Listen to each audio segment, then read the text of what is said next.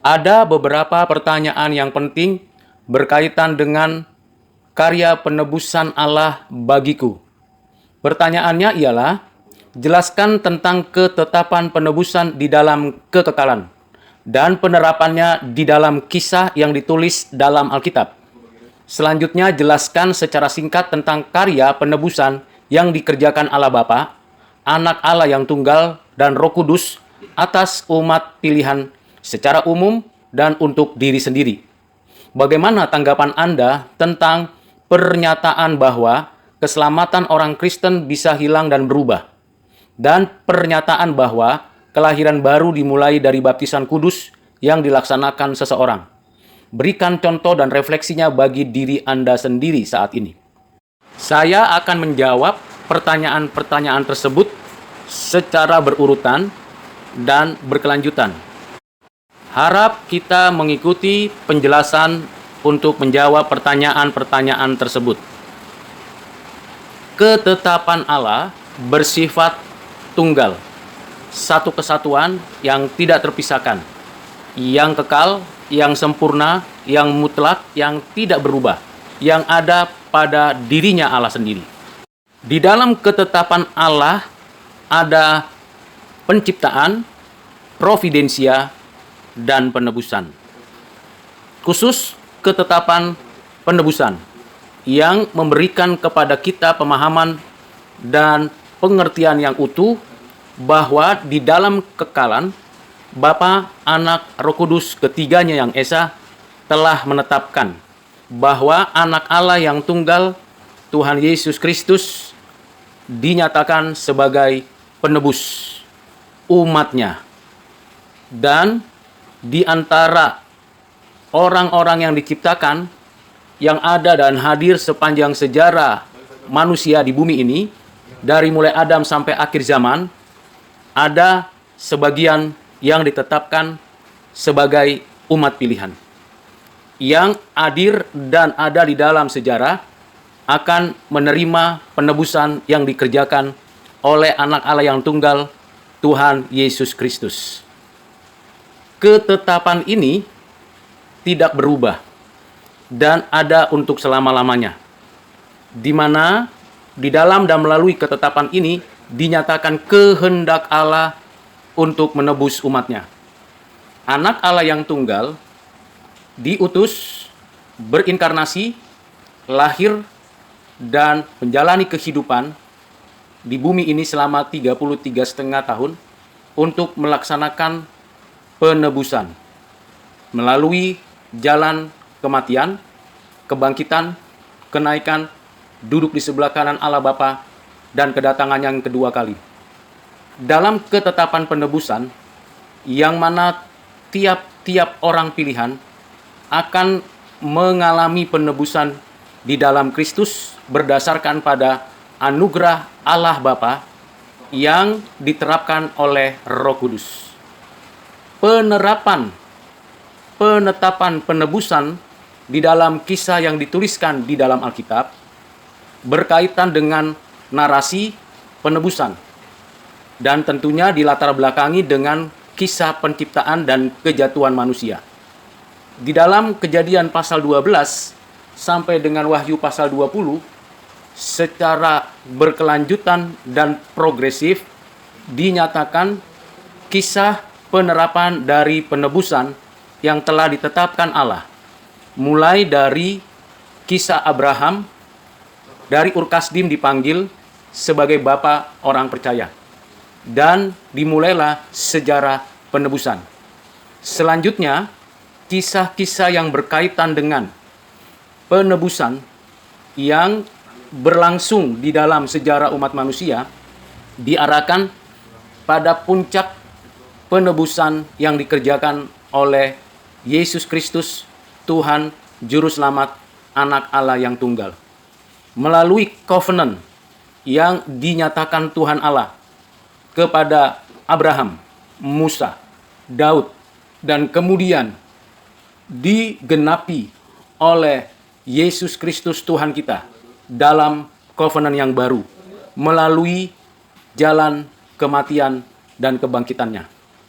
Penerapan kisah ini di dalam Alkitab memberikan kepada kita bahwa ketetapan tersebut nyata, jelas, terbukti, dan dialami oleh orang-orang pilihan. Bagaimana karya penebusan tersebut dapat dijelaskan seperti yang tertulis di dalam Alkitab dan di dalam pemikiran dan pengertian daripada bapak-bapak gereja, orang-orang percaya, para teolog, untuk kita dapat mengertinya dengan baik. Tentulah kita tahu bahwa Bapa merencanakan penebusan, Anak Allah melaksanakan penebusan melalui inkarnasi, kehidupannya, penderitaannya, kematiannya, kebangkitannya, kenaikannya, duduk di sebelah kanan Allah Bapa, dan kedatangannya yang kedua kali. Serta Roh Kudus, pribadi ketiga dari Allah yang Esa, yang mewahyukan kebenaran secara umum dan yang mewahyukan kebenaran secara khusus tertulis, yaitu firman Tuhan yang tertulis, yaitu Alkitab, dan pewahyuan Anak Allah yang tunggal melalui inkarnasi. Roh Kudus menerapkan anugerah dari Bapa dan karya penebusan Kristus kepada orang-orang pilihan sepanjang sejarah, baik sebelum Yesus Kristus Anak Allah inkarnasi, pada saat Anak Allah inkarnasi ada di bumi, dan sesudahnya sampai akhir zaman. Roh Kudus berkarya menyatakan kehendak Bapa dan membawa setiap orang disatukan di dalam Kristus, yaitu mereka yang telah ditetapkan, ditebus, diselamatkan, beroleh hidup yang kekal.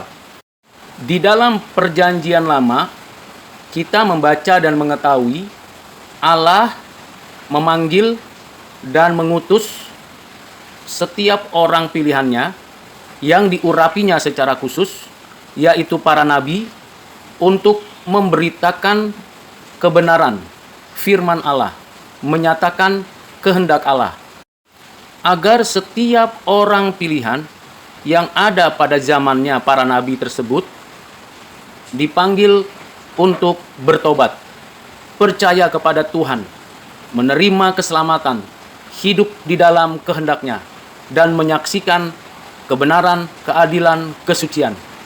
Para nabi mengarahkan seluruh pengajarannya kepada Allah dan anaknya yang tunggal, Tuhan Yesus Kristus, yang akan datang, menubuatkan kedatangan Yesus Kristus yang pertama dan yang kedua, menyatakan bahwa yang akan datang ialah Anak Allah, Mesias yang diurapi. Para nabi mewakili Allah di dalam menyatakan kebenaran dan memanggil banyak orang untuk kembali kepadanya. Demikian juga di dalam Perjanjian Baru. Kita tahu dan kita membaca Tuhan Yesus di dalam keadaannya sebagai manusia yang menyatakan kemesiasannya sebagai nabi, imam, dan raja. Tuhan Yesus memanggil murid-murid yang khusus dijadikan para rasul dan murid-murid yang mengikutinya dan para pengikutnya. Tuhan Yesus mengajar, menyampaikan proklamasi, bertobatlah sebab kerajaan Allah sudah dekat. Dan Tuhan Yesus menyatakan rencana kehendak Bapa bahwa ia diutus untuk mati di atas kayu salib. Dengan jalan demikian, maka penebusan yang telah ditetapkan melalui kematiannya terlaksana dengan sempurna.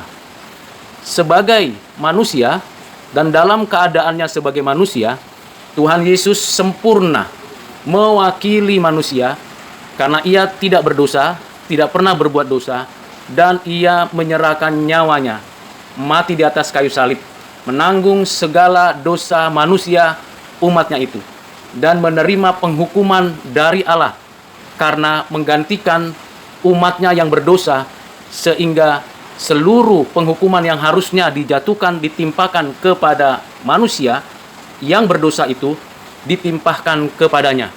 Dan ia menanggung itu, memperdamaikan umatnya dengan Allah dengan korban dirinya sendiri sebagai korban pendamaian, menghapuskan segala dosa dengan darahnya, dan Allah membenarkan umatnya, dan Allah menyatakan umat pilihannya sebagai anak-anaknya.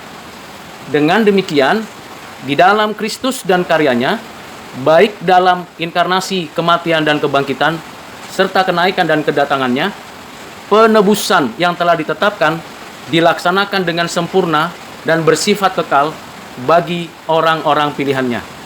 Dan di dalam keseluruhan, baik dalam perjanjian lama, perjanjian baru, dan hari ini sampai akhir zaman, seluruh karya penebusan itu diterapkan secara efektif oleh Roh Kudus. Roh Kuduslah yang menerapkannya di dalam setiap orang secara pribadi melalui panggilan yang kudus untuk bertobat dan kembali kepada Allah. Dan ketika seseorang percaya dan meresponi panggilan Allah, karena Allah mengaruniakan iman dan Roh Kudus menerapkan iman percaya itu, sehingga orang pilihan berespon dengan benar dan mengatakan pengakuan dosanya, penyesalan dosanya, dan mempercayai dirinya kepada Tuhan, dan menyatakan bahwa Yesus Kristus adalah Tuhan dan Juru Selamat satu-satunya.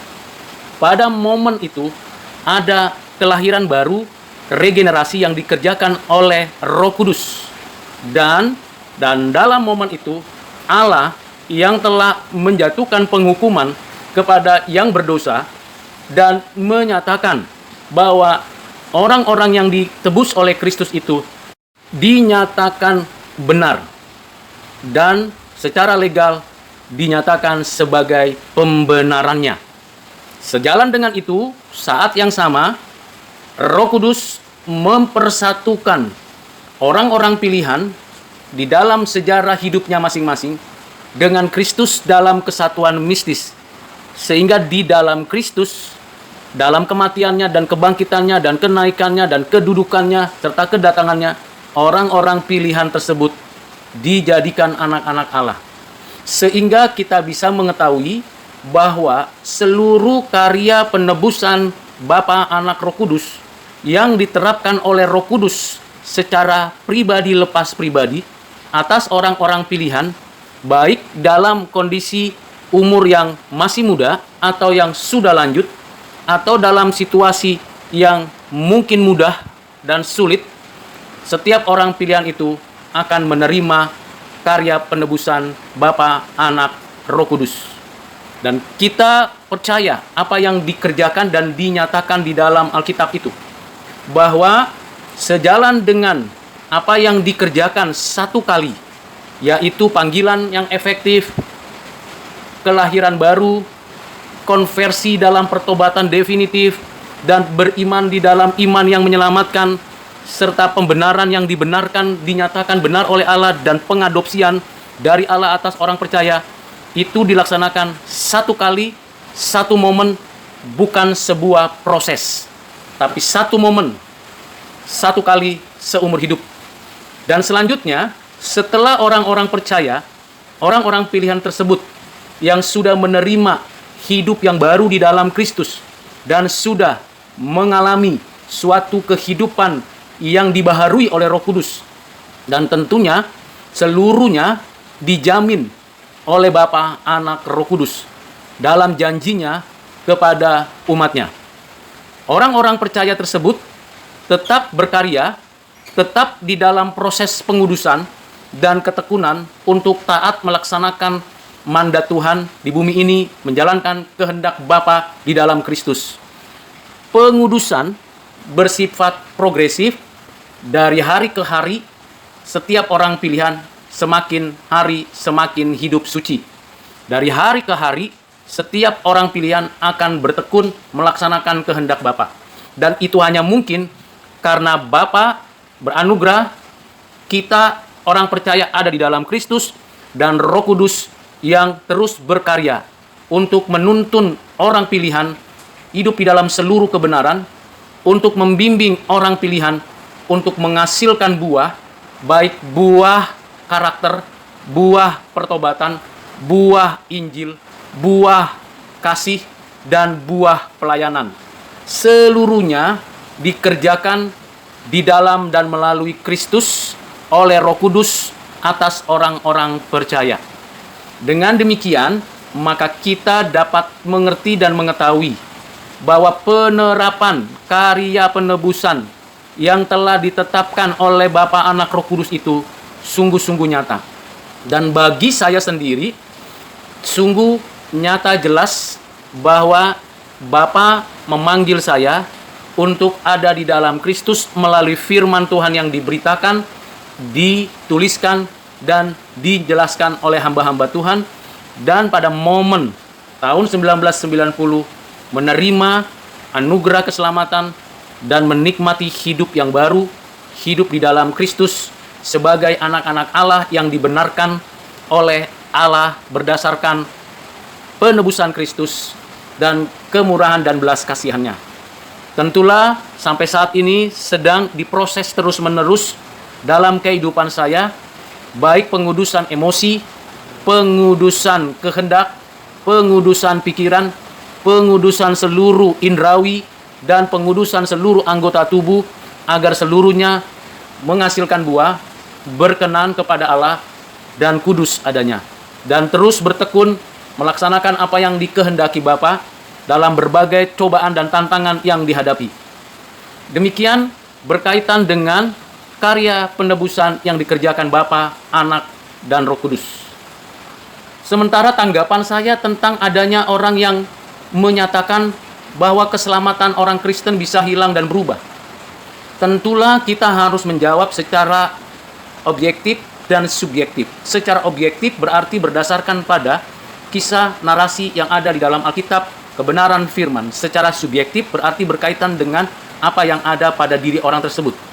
Kalau dia bukan orang pilihan, dan dia memang bukan orang pilihan, namun dia bisa jadi beragama, tetapi belum mengalami kelahiran baru, belum menikmati hidup yang dibaharui, tetapi sudah mencicipi apa yang diberikan Tuhan bagi orang percaya, maka tentunya pada dasarnya orang tersebut belum diselamatkan, tetapi seolah-olah sudah diselamatkan.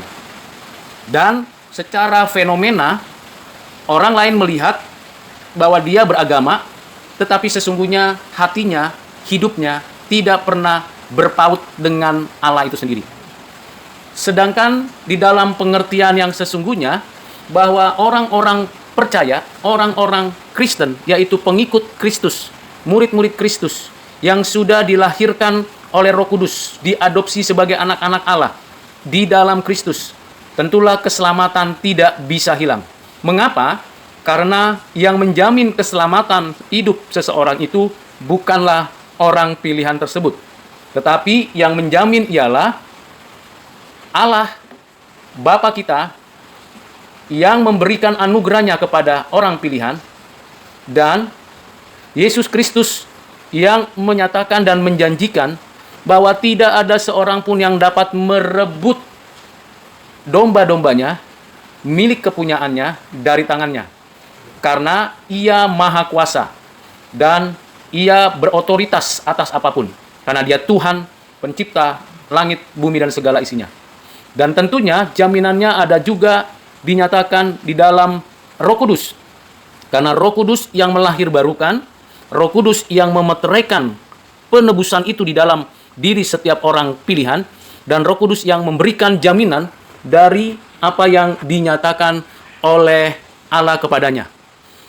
Sejalan dengan itu, orang-orang percaya yang telah diselamatkan melaksanakan keselamatan dengan benar.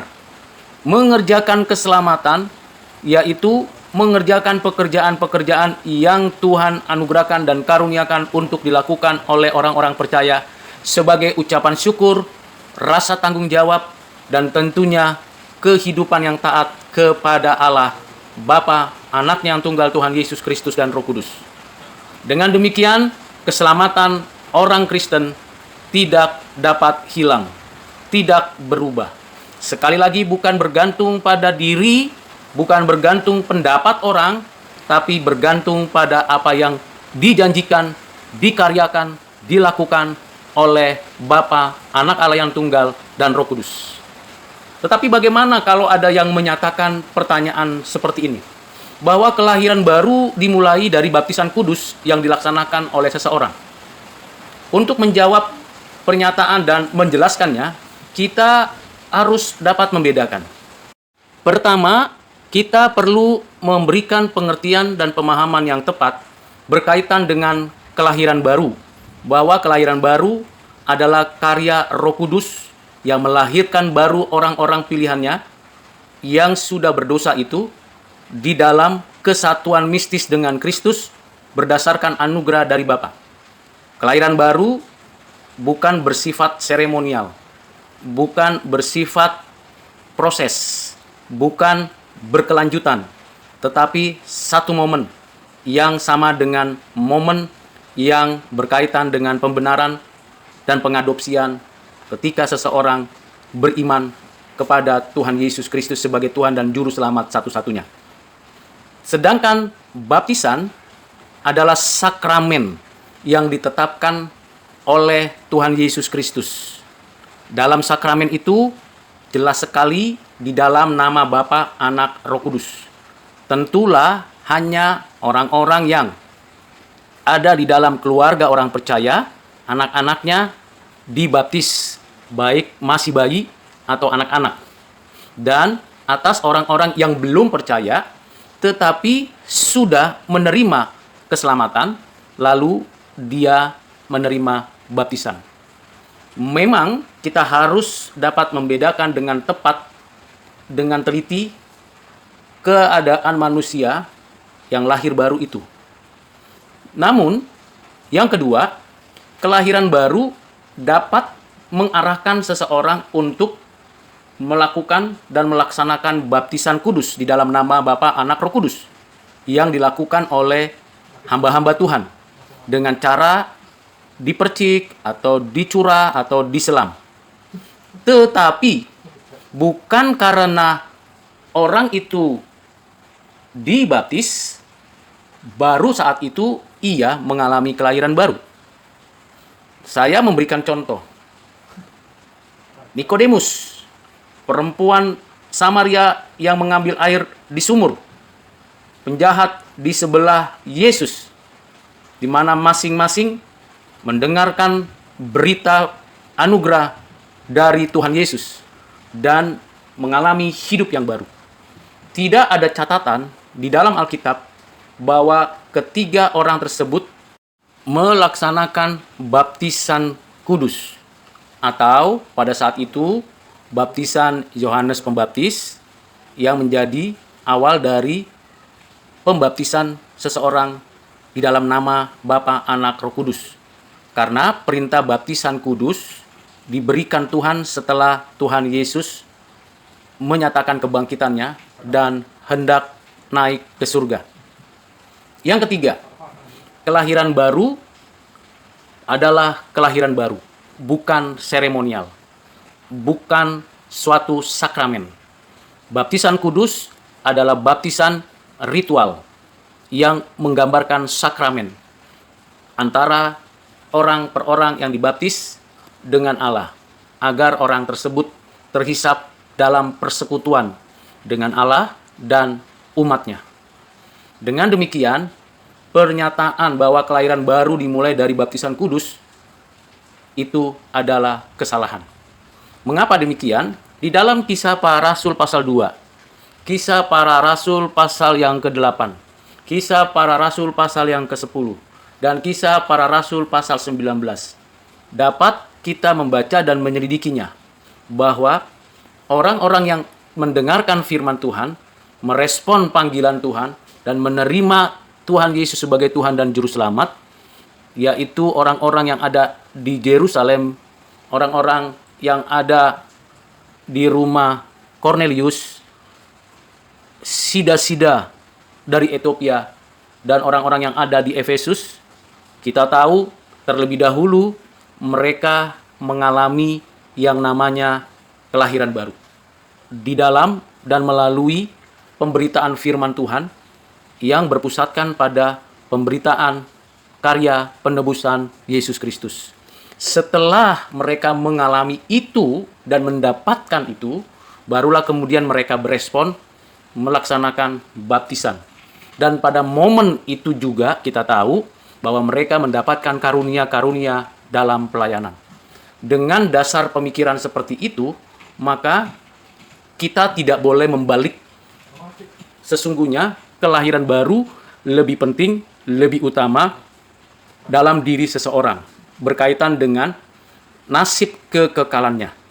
Sedangkan baptisan kudus merupakan perintah sakramen yang wajib dikerjakan oleh setiap orang percaya yang ada dalam keluarga orang percaya atau orang-orang yang sudah percaya kepada Kristus. Misalnya contohnya, saya sudah dibaptis sejak bayi dan saya ada dalam keluarga orang percaya. Maka baptisan itu dilaksanakan oleh gereja dan orang tua saya membawa saya ke gereja untuk dibaptis. Namun, dalam perjalanan hidupnya, saya telah menerima kehidupan yang baru setelah kurang lebih 17-18 tahun kemudian. Artinya, kelahiran baru saya di dalam Kristus setelah saya menerima baptisan. Tetapi memang ada orang-orang yang percaya, lalu momen itu menjadi momen di mana ia terdorong untuk dibaptis. Sehingga pernyataan bahwa kelahiran baru dimulai dari baptisan kudus adalah kesalahan. Mengapa? Karena baptisan kudus dilaksanakan di dalam nama Bapa, Anak, Roh Kudus. Bagaimana mungkin ia dibaptis dalam nama Bapa, Anak, Roh Kudus kalau dia belum percaya? Dan kalau dia sudah percaya, maka ia mungkin dibaptis. Tetapi sesudah ia dibaptis, seperti saya, belum tentu saya langsung dilahirkan baru. Jadi sekali lagi, ini memberikan penegasan kepada kita. Kita harus membedakan dengan teliti kelahiran baru dan baptisan kudus. Bagaimana saya merefleksikan tentang keseluruhan karya penebusan Allah bagiku? Saya menyadari dengan sungguh-sungguh bahwa saya tidak layak diselamatkan, ditebus, diampuni dosa. Karena saya menyadari bahwa saya orang yang berdosa kepada Allah dan berdosa kepada orang tua, sesama, dan keluarga. Dan saya menyadari tidak mungkin saya mampu menyelesaikan dosa-dosa saya, kejahatan saya, dan kesalahan saya. Tetapi karena anugerah dari Allah di dalam Kristus dan kebaikannya yang dinyatakannya, sehingga saya menerima keselamatan yang dikerjakan oleh Roh Kudus. Bagian kedua, saya merefleksikan bagaimana anugerah Allah mendahului respon saya. Kalau bukan Tuhan yang menggerakkan hati saya, tidaklah mungkin mulut ini mengaku bahwa Yesus Kristus adalah Tuhan dan Juru Selamat, dan tidaklah mungkin hati ini sungguh-sungguh menaruh percaya kepadanya. Yang ketiga, saya menyadari bahwa ada perubahan yang signifikan di dalam kehidupan saya selama lebih dari 30 tahun ini berkaitan dengan karya penebusan Kristus. Kiranya apa yang sudah saya sampaikan seluruhnya bagi kemuliaan Tuhan. Soli Deo Gloria.